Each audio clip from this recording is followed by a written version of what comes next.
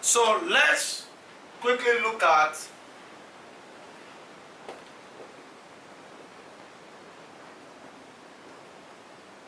electromotive force, which is abbreviated to be EMF, and potential difference, which is abbreviated to be PD. Now, something that is worth of note is for us to understand that both electromotive force and potential difference are voltages. Both electromotive force and potential difference are voltages. And when we talk about voltage, voltage basically means energy per unit charge. Voltage basically means energy per unit charge.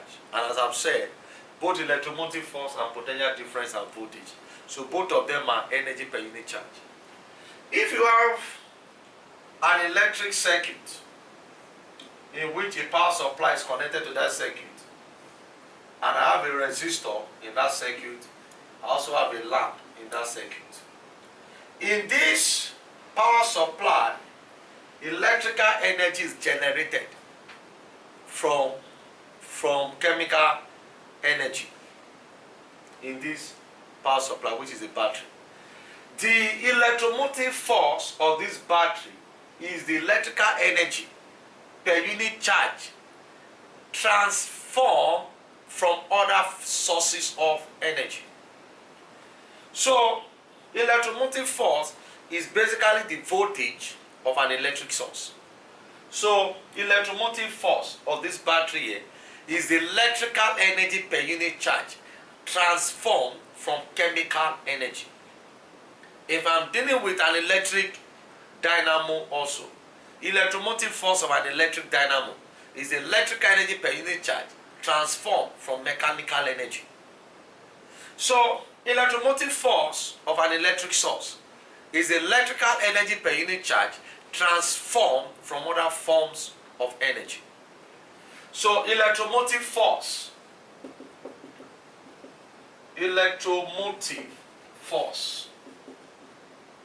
which is EMF, is the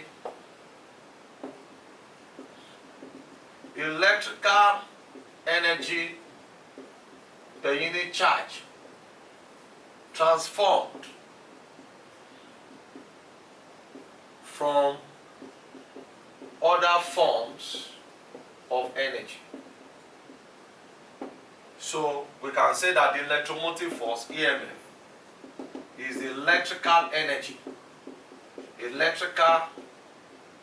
energy per unit charge transformed from other forms of energy.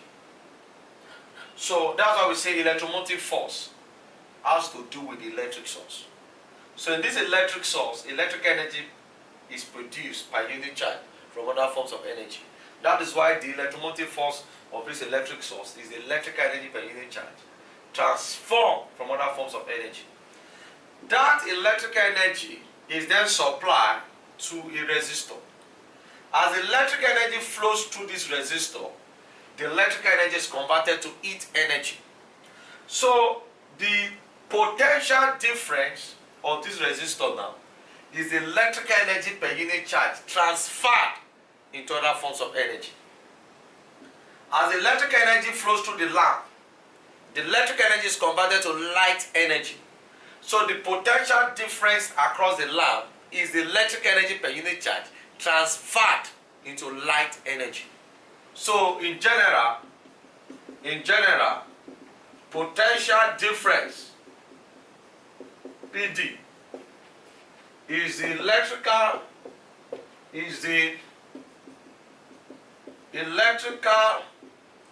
energy per unit charge transferred into other forms of energy. So PD is also electrical energy per unit charge transferred into other forms of energy. That's why we say that both Electromotive force and PD, they are electrical energy per unit charge. The first one in the electric source is transformed from other forms of energy, while the one across the load is transferred into other forms of energy. Okay? So basically, we can also say that the potential energy across a resistor is the work done in taking a unit charge across the resistor. The potential difference across the lamp is the work done in taking a unit charge across the lamp. But the electromotive force of the circuit is the work done in driving a unit charge round a complete circuit. That's another way to define them. Because energy is the ability to do work. So we can also say that EMF is the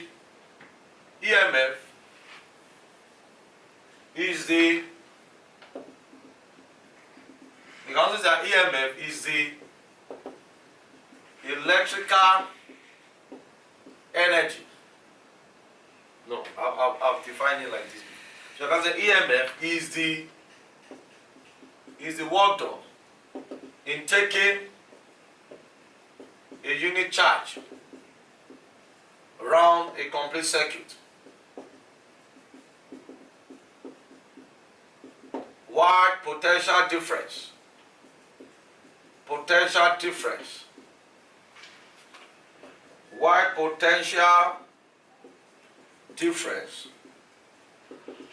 is the work done